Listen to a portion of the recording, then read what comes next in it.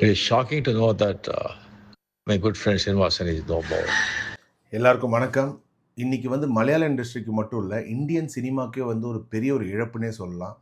நடிகர் ஸ்ரீனிவாசன் இன்னைக்கு காலமாயிட்டாரு. அவர் சிறந்த நடிகர் மட்டும் கிடையாது, நல்ல ஒரு கதாசிரியர்.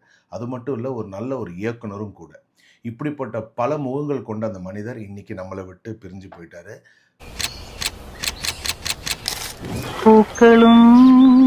True legend of Indian cinema, இந்த பட்டியலில் பேரை பார்த்தீங்கன்னா கண்டிப்பாக ஸ்ரீனிவாசன் சார் இருப்பார்.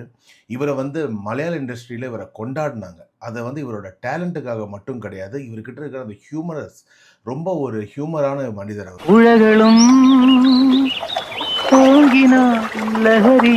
மலையாள இண்டஸ்ட்ரீஸில் இவரை ரொம்ப கொண்டாடுவாங்க. என்ன விஷயம்னா, இவரோட டேலண்ட்டுக்காக மட்டும் கிடையாது, இவரோட ஹியூமர் சென்ஸு.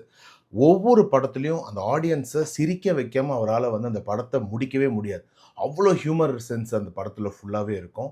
அது மட்டும் கிடையாது, ரொம்ப ஸ்ட்ரெயிட் ஃபார்வர்டான மனிதர் அவர். எதுக்குமே பயப்பட மாட்டார். யாரை பற்றி பேசினாலும் அவங்களோட கேரக்டர் என்னவோ அது போல்டாக சொல்லிட்டு போயிடுவார். அந்த மாதிரியான ஒரு ஸ்ட்ரெயிட் ஃபார்வர்டான மனிதர். എല്ലാ കല്ലിലും ശില്പമുണ്ട്. നാം അതറിയുന്നത് ഒരു ശില്പി അയാളുടെ പണിയായുധങ്ങൾ ഉപയോഗിച്ച് ആ കല്ലിൽ നിന്ന് ശില്പത്തെ വേർതിരിച്ചെടുക്കുമ്പോഴാണ്.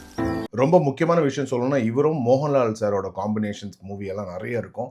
அதாவது நம்ம ஊரில் பார்த்தீங்கன்னா சத்யராஜ் சாரும் கவுண்டமணி சாரோட காம்பினேஷன் எப்படி இருக்குமோ அந்த மாதிரி இவங்க ரெண்டு பேரோட காம்பினேஷன் இருக்கும். அவ்வளோ என்ஜாய் பண்ணுவீங்க அந்த ஒவ்வொரு படமும். உண்மையிலே இது நம்ம பெரிய லெவலில் இது நம்ம மிஸ் பண்ணுற ஒரு விஷயம்.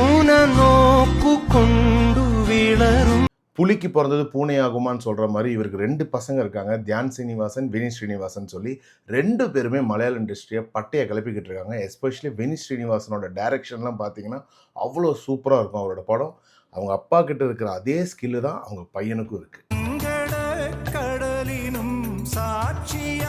இதில் என்ன ரொம்ப கஷ்டமான விஷயம்னா, அவரோட மூத்த பையன் தியான் ஸ்ரீனிவாசனோட பிறந்தநாள் அன்னைக்கு தான் அவரோட அப்பாவும் இறக்குறாரு. இவரோட இழப்பு ஈடுகட்டவே முடியாத ஒரு இழப்பு. இவரோட ஆத்மா சாந்தி அடையணும்னு சொல்லிட்டு நானும் என்னோட டீம் சார்பாகவும் ஆண்டவனை வேண்டிக்கிறோம்.